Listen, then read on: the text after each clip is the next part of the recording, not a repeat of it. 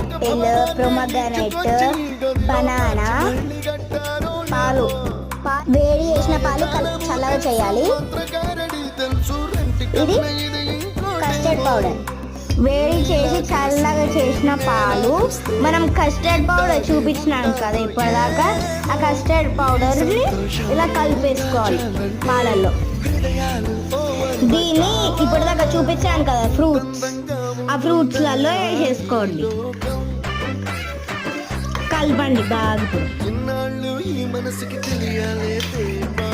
ఇదిగో బెల్లం పౌడర్.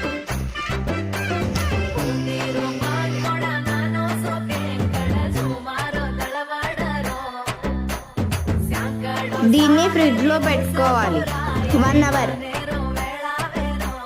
మనం రెడీ చేసిన ఫ్రూట్స్